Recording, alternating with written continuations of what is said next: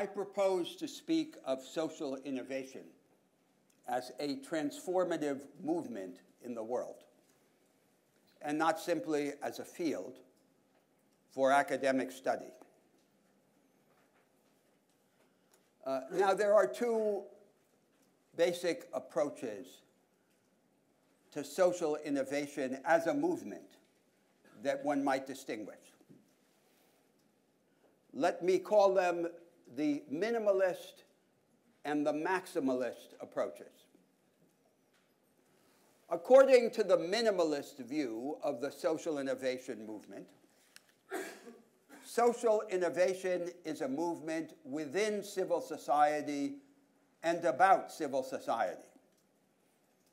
It does not directly engage in the politics of state power, and it renounces the hope of proposing a comprehensive project for society.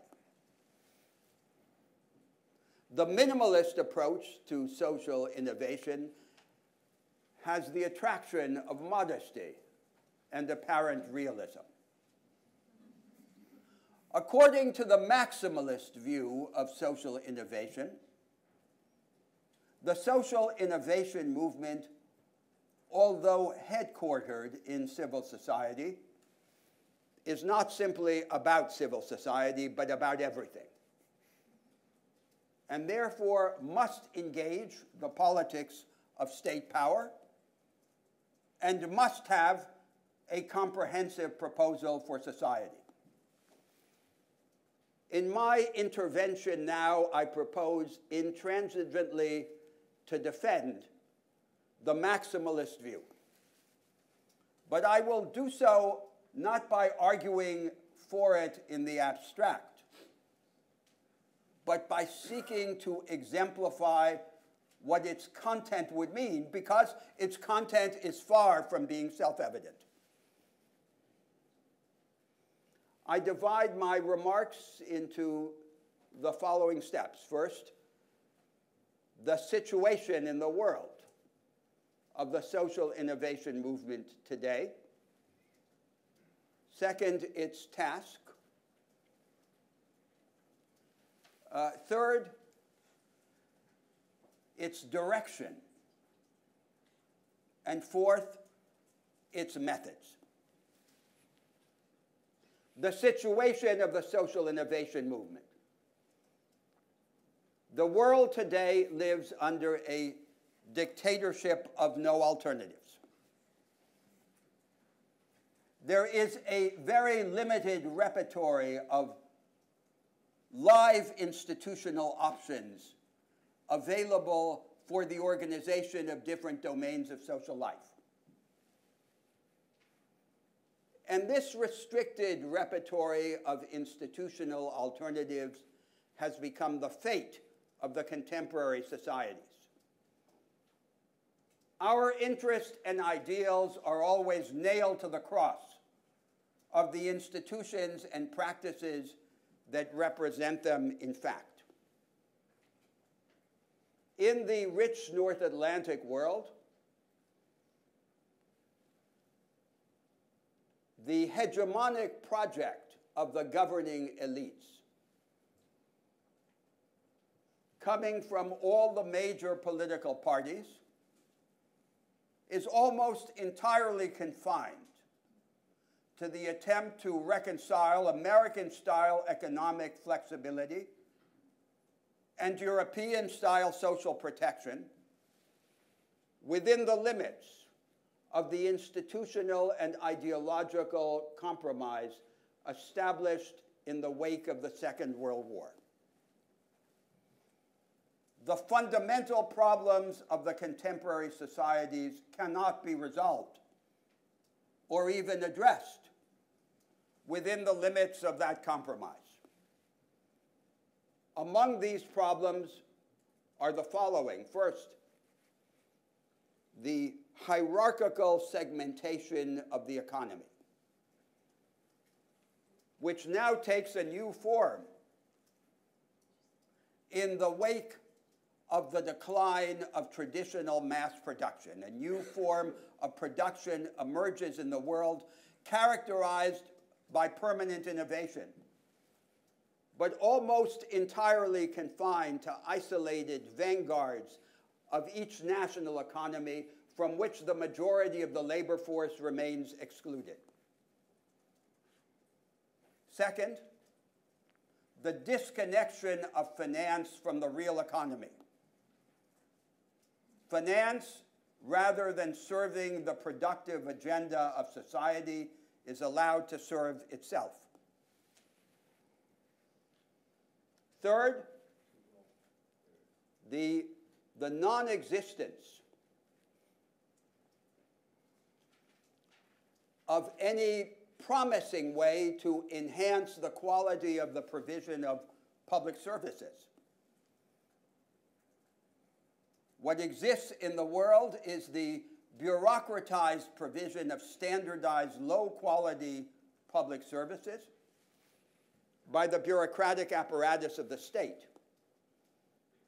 And the only apparent alternative to that administrative Fordism, as one might call it, is the privatization of public services in favor of profit-driven firms.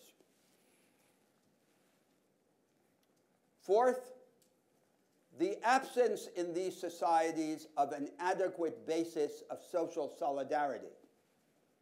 Money transfers organized by the state in the form of compensatory redistribution are not an adequate social cement. And fifth, the flawed and relatively impotent character of democratic politics, which leaves the basic structure of society unchallenged and largely unchanged, perpetuates the rule of the dead over the living, and makes change depend upon crisis.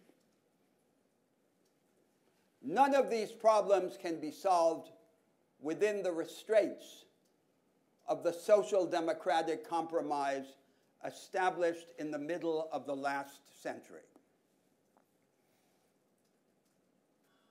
What then is the work of the social innovation movement viewed in the spirit of the maximalist approach that I propose?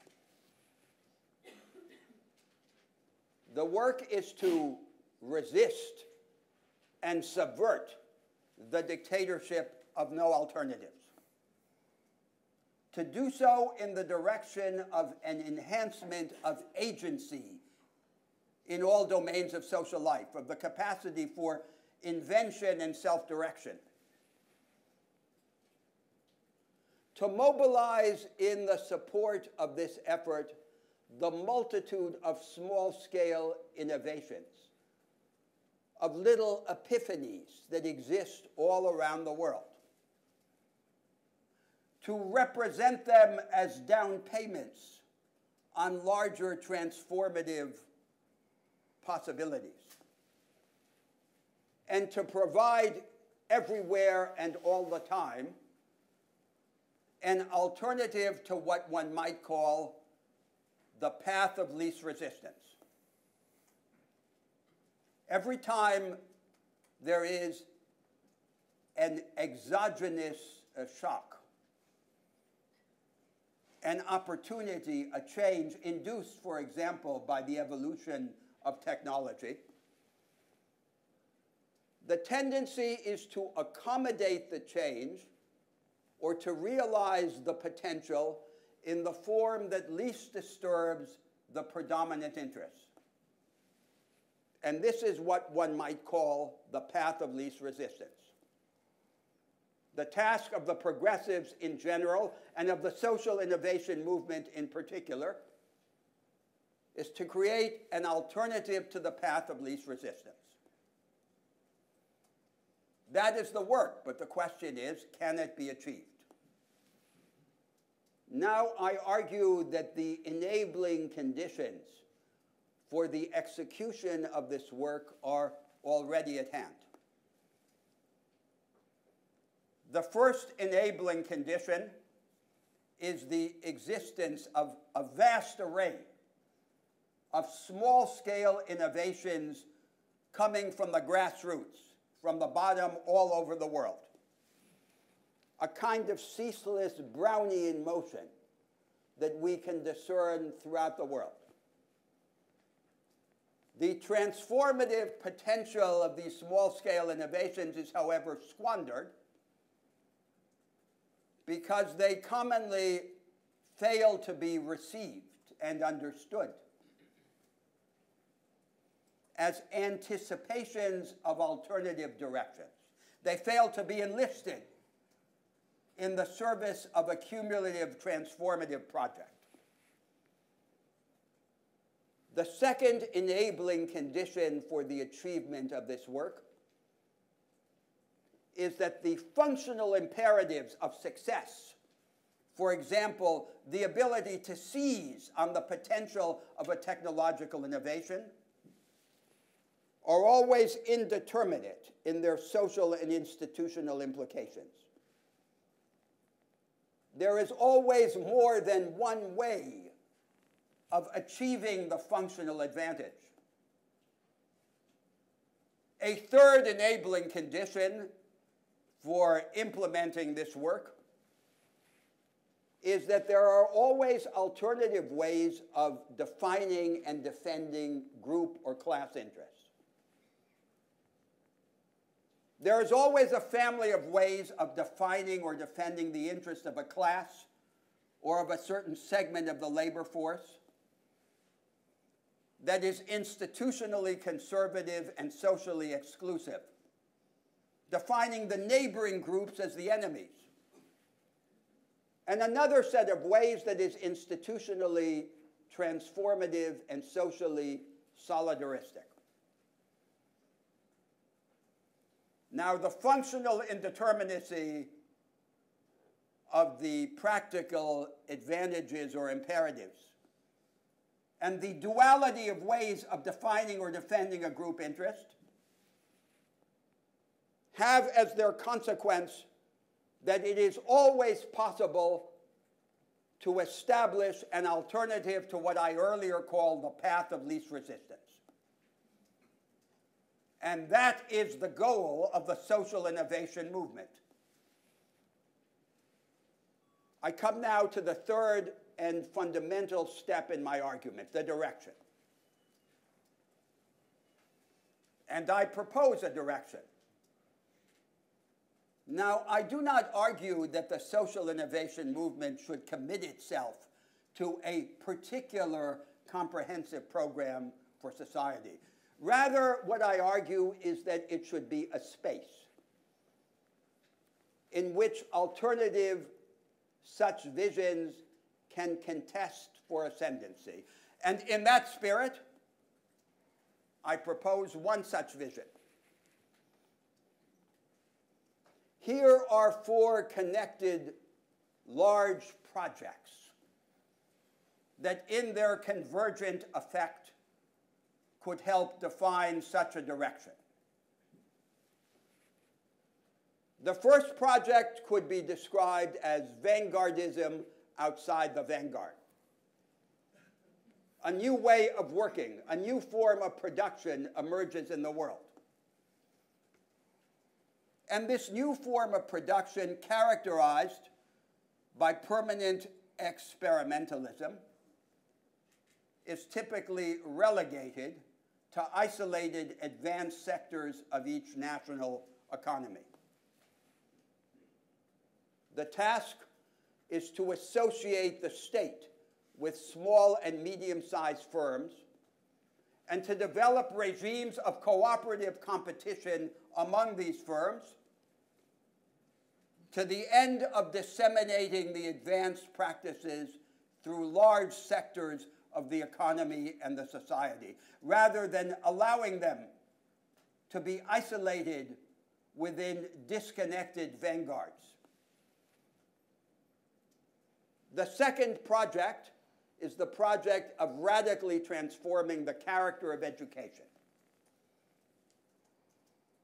And thus, through education, of changing the predominant content of consciousness. a form of education that is analytical rather than informational, that rejects encyclopedic superficiality in favor of selective deepening, that embraces cooperation in teaching and learning against the combination of individualism and authoritarianism, and that deals with every subject dialectically through contrasting points of view. Such a form of education can only become central through institutional innovations that reconcile the local management of schools with national standards of investment and quality. A third project is the project of innovating in the provision of public goods. The goods by which we make people, we make them bigger. The state must provide universal minima, operating, as it were, at the floor, and it must at the same time work at the ceiling of the provision of public services, developing the services that are most complicated, expensive, and experimental. But in the broad middle range between the floor and the ceiling, the state can and should engage civil society, prepare it, equip it, finance it, so that it can share together with the state in the experimental and competitive provision of public services, not for profit. That is the best way of enhancing the quality of the public goods and of provoking the independent self-organization of civil society outside the state. The fourth project is the project of energizing or deepening democracy, creating a high-energy democracy. That project requires, first, institutional innovations that raise the temperature of politics, the level of organized popular engagement in public life, that hasten the pace of politics through the rapid resolution of impasse, that exploit the experimentalist potential of federalist regimes to create countermodels of the future in particular localities. And that in unitary states combine democratic centralism with democratic devolution, not as opposites but as complements.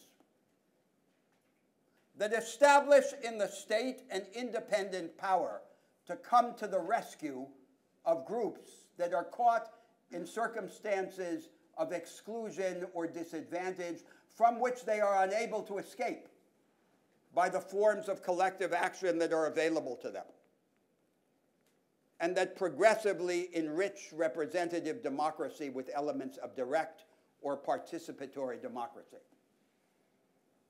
A high-energy style of democratic politics that allows democracy to do its work of mastering the structure, that diminishes the dependence of change on crisis, and that subverts the rule of the dead over the living. Now, what is the unifying spirit, the animating impulse of a project characterized by these four sets of initiatives that I have just outlined? The unifying spirit can be described in two complementary ways. On the one hand, such a project is the solution to a problem. The problem is that, like the liberals and socialists of the 19th century, we must have structural ambition. The ambition to change the background structure, even if we change it piece by piece and step by step. Without structural ambition, transformative politics comes to nothing. However, unlike the liberals and socialists of the 19th century, we can no longer subscribe to dogmatic blueprints. How then can we have structural ambition without structural dogmatism? Only by institutionalizing in every area of social life a radical experimentalism. And that is the unifying point of these initiatives. The alternative way of describing the spirit that animates this project is to emphasize its goal rather than its method. Its method is the progressive transformation of the structural background, of the institutional and ideological settlement. Its goal is not simply a marginal increase of equality. It is the achievement of a larger life with greater intensity, broader scope, and higher capabilities for the ordinary man and woman.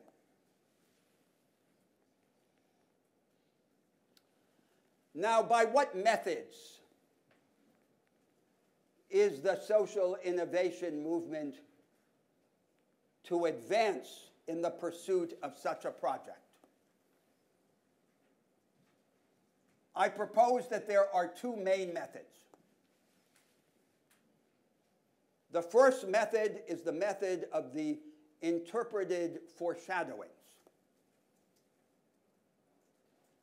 Small-scale transformations coming from the bottom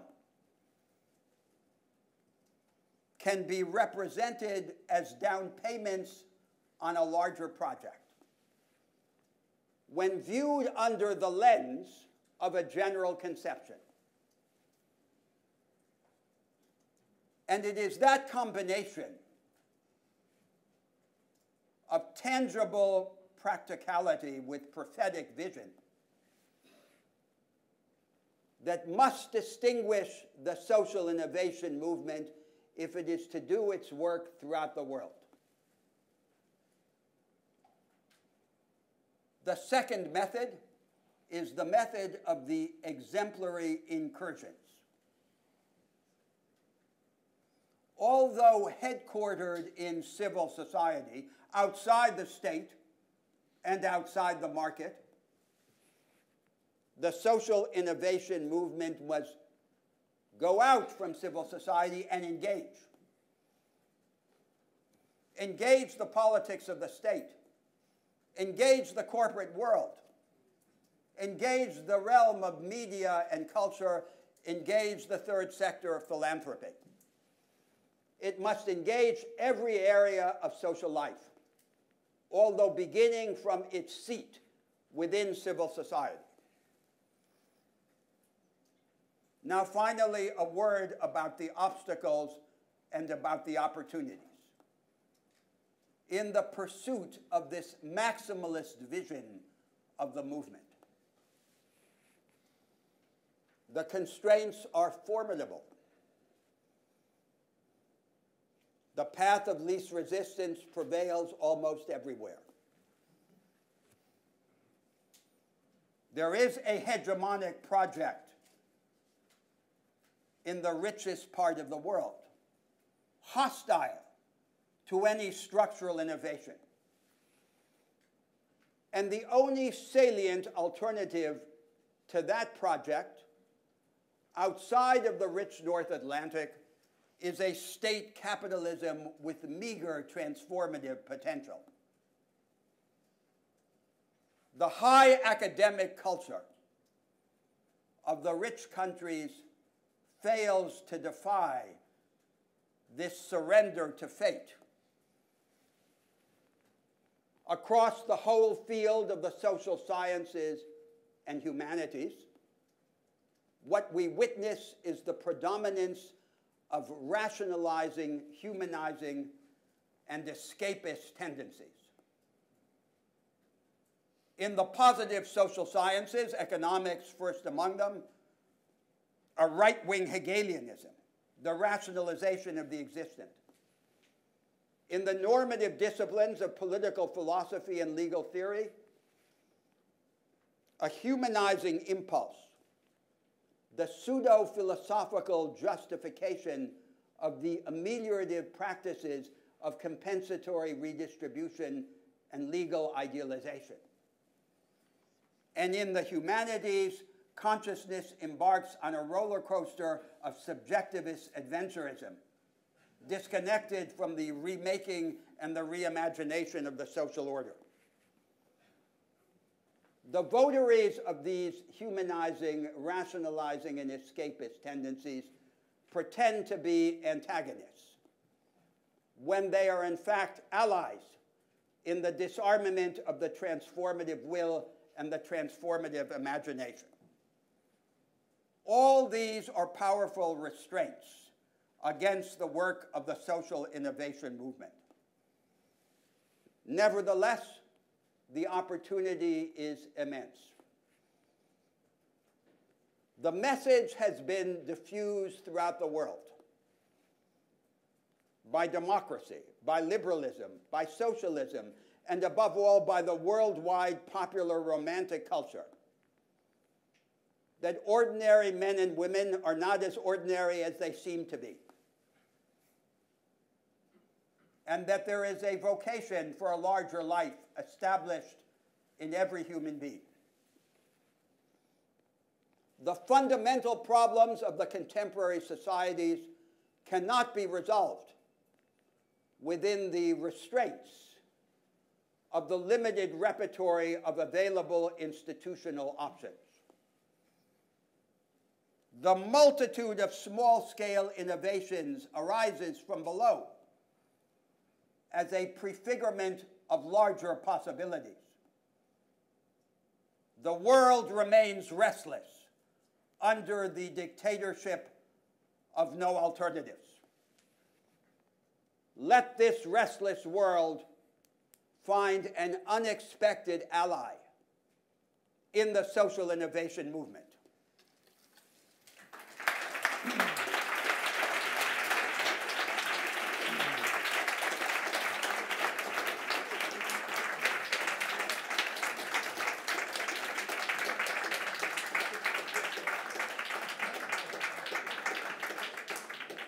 Well, thank you, Roberto. If that doesn't give you all food for thought, I'm not sure quite what will. So let us all sign up for some maximalism. I'm just going to maybe kick off with a couple of questions, but then I would really like to make this into a conversation.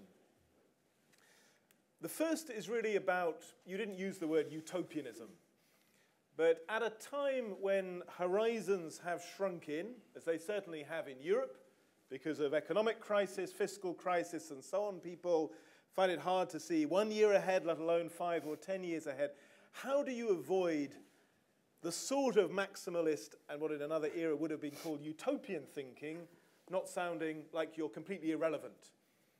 So how do you, in a sense, get a hearing for the maximalism you've been talking about?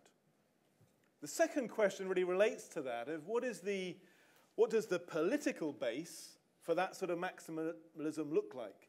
Is it existing parties changing their orientation? Very hard for large existing political parties which are so locked into existing interests. Is it new ones with a completely different spirit or ethos? What's your picture of the vehicles? Because even a radically transformed democracy still probably has things like political parties in it. And then the third question is one which we've been talking about a lot today, which is in some ways the limitations of the myriad, the Brownian motion innovations. There's a very famous quote from William Gibson, which is a bit like what you were talking about, the future is already here, it's just unevenly distributed, which is a nice comment, but in some ways misleading. Because in fact, all of those sort of prefigurative germs of the future only become the future by transforming themselves. Is not just a replication or a scaling. they are more pointers rather than actually being the future, which is just unevenly distributed. So a key issue for this field and this movement is as it were the translation mechanisms from the myriad of small experiments to the large. So your first question about utopianism, let me approach it from the standpoint of the predominant intellectual influence on the progressives, which over the last 150 years has been the influence of theories like Marxism. So these theories lead us to think that fundamental change is necessarily systemic change. There are major systems in history, like the Marxist modes of production, capitalism and socialism, and these systems change all of a piece. They are, each of them, an indivisible package. So according to this view, there are basically two kinds of politics. There is the revolutionary substitution of one system for another, or there is the reformist management of an existing system.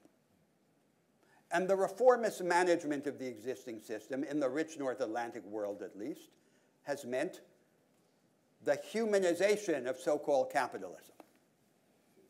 And thus the characteristic situation of the progressives is to have no project. Their project is the project of their conservative adversaries with a humanizing discount. Now, the underlying assumption of this view, of this binary view, is false. That's not how structural change takes place in history. These indivisible systems do not exist. They are theoretical fictions. Wholesale substitution of one system for another is just the limiting case, the anomaly in history. The predominant form of structural change is piecemeal. So it can be fragmentary, but by becoming cumulative, have a radical outcome. And so how then do we dissolve the false dilemma that makes every proposal appear to be either utopian or trivial? We dissolve it by insisting that the fundamental attributes of a programmatic argument are, first, that it mark a direction. What matters is the direction.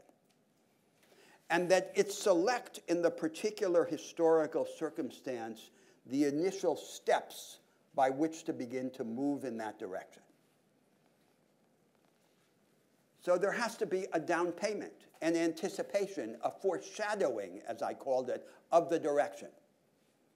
And the initial steps available in the realm of the adjacent possible have to be understood as the possible beginning of a movement in the more radical direction. And that is the only way in which we can establish a form of political sensibility and a political practice that is realistic and transformative at the same time.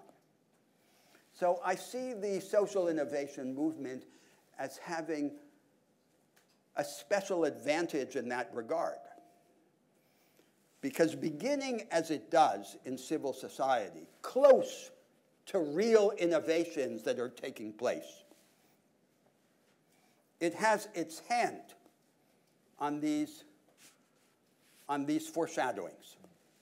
Now, your second point, your second question. About politics. About politics. So the vehicles of, what are the vehicles of this transformative practice?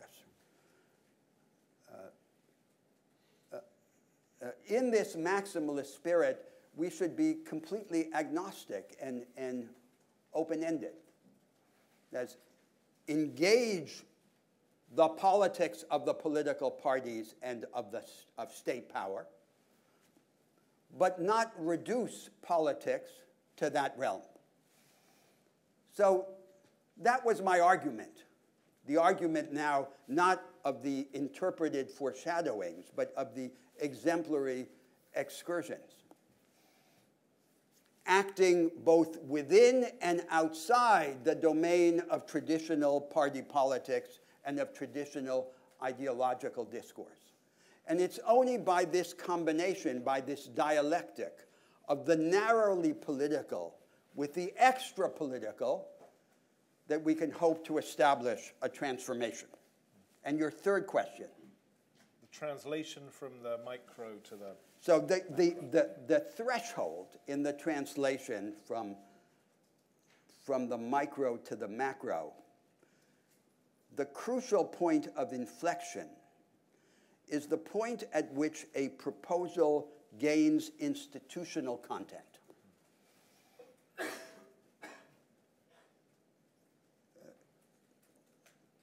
So that's what matters for the change of the structure.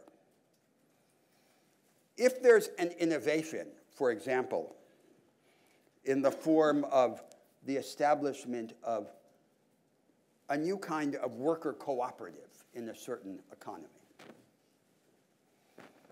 but it remains as a cyst,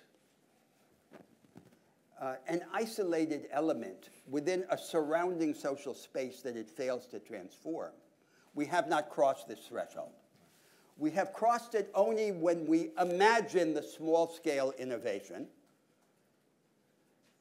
as suggesting or requiring a change in a larger institutional background. And that has far-reaching implications for our approach to progressive politics. Let me restate the point in the following way, more generally, more abstractly. The progressives must necessarily have two sets of concerns. On the one hand, they must be concerned with the antidotes to economic insecurity, with the fear of dispossession that people have. So the advance to the market, the advance to globalization, excites this anxiety about economic insecurity. And the progressives then appear on the stage offering protection. No, go more slowly. Create compensations. But if that's the only agenda that the progressives have, then they have no real agenda. Their agenda becomes simply negative or defensive. So there is then a second set of concerns, which are the concerns with ingenuity, vitality, energy, construction, innovation. And whichever force most plausibly represents the cause of innovation commands the political agenda.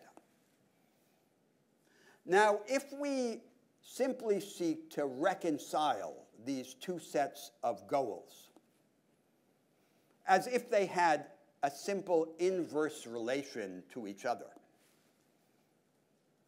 against the established institutional background that we fail to challenge or to change, what we get is the third way, the flexibilized version of European social democracy, the Nordic model. But if we seek to combine these two sets of objectives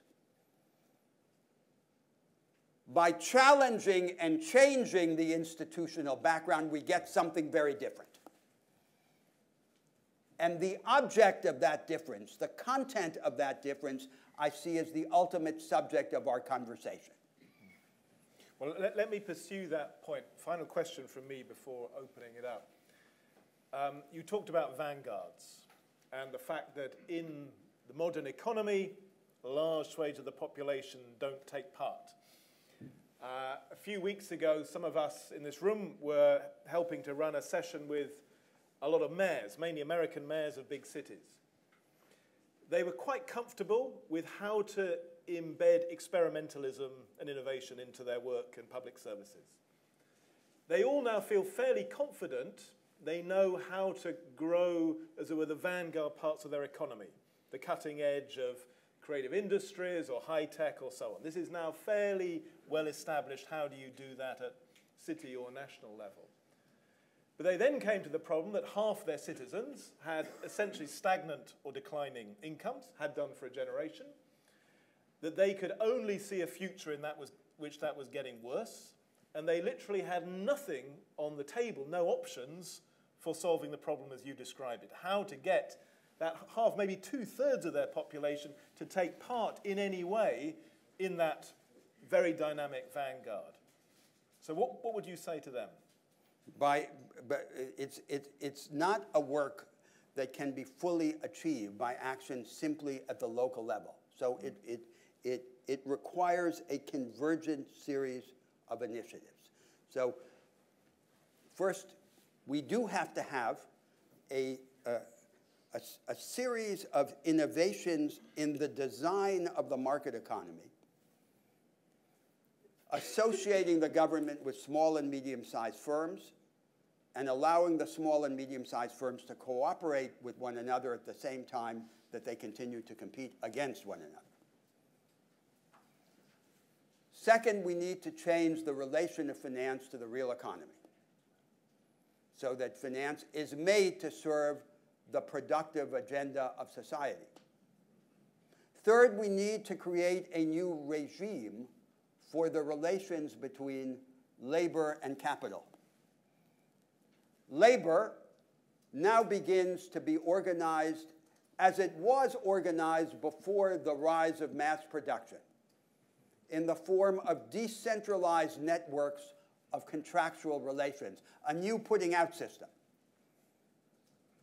And there is no legal regime now for the protection, organization, and representation of labor under these circumstances, with the result that the new putting out system risks meaning universal economic insecurity.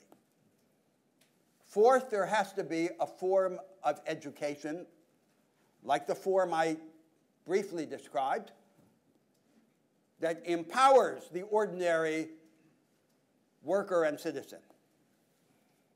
And fifth, there has to be a new conception of the relation between democratic centralism and democratic devolution. Here we are in Britain, where the impulse to devolution is omnipresent. Now, devolution can mean two different things. Devolution can mean withdrawal or disconnection.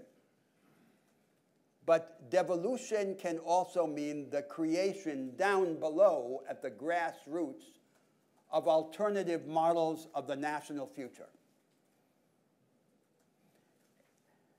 The combination of a unitary state or of democratic centralism with radical devolution may in fact be more fertile in its experimentalist potential than the conventional federalist regime with its rigid allocation of powers among the three levels of the federation. So my answer to your question is that the rescue of the ordinary person, the equipment of the ordinary worker to participate in the vanguards, cannot be the result of just one initiative, but of the cumulative effect of these innovations.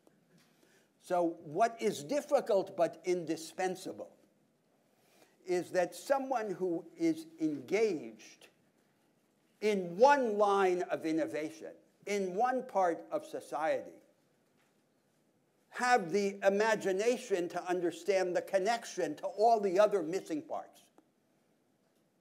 And that we create little by little a form of practice and of discourse that enables us to generate this new mode of transformative practice that we lack. I would like to have a few minutes for comments, questions, and let's take a whole batch. So if you could be pithy, and we will start at the back, and I'll take a whole group together. Perhaps Simon, Filippo, yeah. Hi, Simon Willis from the Young Foundation. I guess my first comment would be glory hallelujah. I don't think there was a single word that you said that I or my colleagues would disagree with. What I wanted to ask you was this. To what extent do you find yourself feeling either optimistic or pessimistic when you look at the evidence of the Brownian motion as contrasted with the evidence of a seemingly untouchable and increasingly powerful kleptocracy, in the face of which, armed only with an optimistic reaching out to ever more pervasive forms of grassroots experimentalism, we don't even have a language that we can use, which is seductive enough to start to build the kind of movement that I think you're advocating, in the face of those who offer false promises, fear-based populism, consumer-based terrorism, and all of the other toxic alternatives that we see before us. Thanks. Philip, at the back there. Filippo, from the Young Foundation.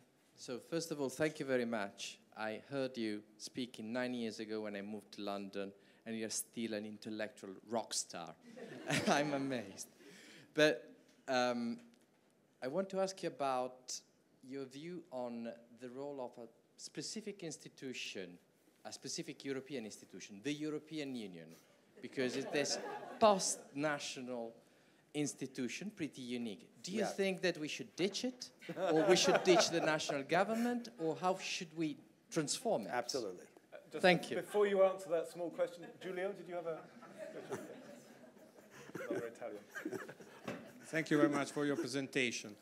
I have to say I'm not probably a maximalist. So I want to, and I'm an economist, but I appreciate very much, but let me say, I'm an Italian economist, so that's it's a bit different species possibly. Sometimes you could say Italian economists are very bad, given the Italian situation possibly.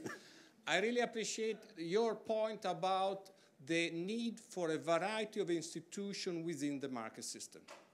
Variety of institutions of different goals, different missions, which have to coexist in a collaborative, cooperative sense. And I enjoy very much hearing about cooperatives and needs instruments for social innovation. But in some sense, I would like also to stress my point of the fact that the market system as a way to explore individual and organized goals is something which we have to be careful just to say is not important. In other terms, not to say the reformist line, but to create a different variety of a system. That, to me, is a line which could be possibly feasible in the challenge that globalization helps us to look in our countries. Looking also about history, because pre-capitalism, we have a lot of instances of this type of institution. Thanks. Then Jeremy, and I want at least one or two female questioners. Very quickly, this is the first time I've heard you speak, sir, and I'm quite impressed. Quite impressed. I'm always makes understatements. Very quickly, Michael Sandel talks about the morals of markets and the limits to markets, and even Michael Porter recently talked about moving from shareholder value to shared value in a moralistic sense. What is the role of morals and ethics in your view? You didn't mention that, but it's often one which is discussed. Okay, let's take two more. Julie, or three more in front of you. Hi, so my name is Julie Simon, also from the Young Foundation, and I just want to hear a bit more about your thoughts on the future of labour market representation, or labour representation. My name is Eva Sorensen, Denmark. I was just wondering, I agree very much with you that all these small changes, that in the end it's the accumulation of all these small changes that makes the large change. But I was wondering, is it so important who sends off the message or who experiments or who makes the changes? Because we can look at civil society and say, wow, these are our heroes. But I would say it could come from everywhere, couldn't it? Are there the good guys and the bad guys, or could it basically come from firms? Could it come from the state? Could it come from, because I see actually what is going on in my research, I see that the experimentation and the promises come from everywhere. And then final question from you, sir. So the debate on social innovation is very often a debate on how to reorganize the market, how to reorganize democracy and political thinking, society and social thought. But we don't usually hear people coming from a legal background to talk about social innovation. And you're talking about this transition between the micro and the macro, and usually this process takes place through this institutionalization through laws in contemporary states. So as a law professor, I'd like to hear your opinion about the role of law and of the jurists specifically in the social innovation movement. So the last word, at whatever length you feel appropriate, is to answer all of those questions.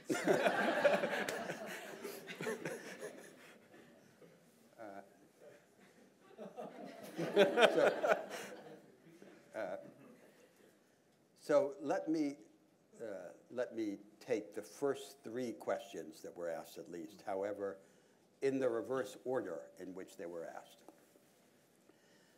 So the third question was the question about the market. Now, you appear to disagree with me, but I don't disagree with you.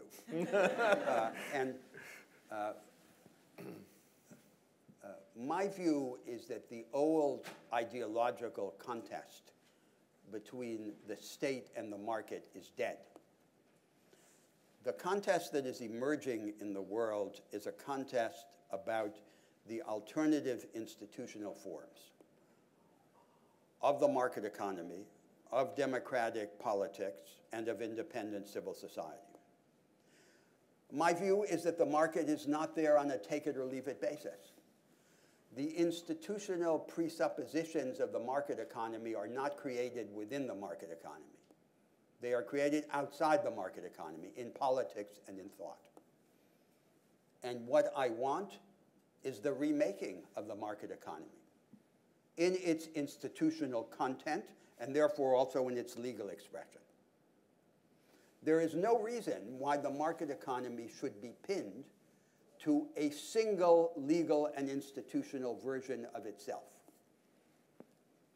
There must be within the market economy a facility to innovate, not just in the way of combining factors of production, but also in the arrangements of production and of exchange.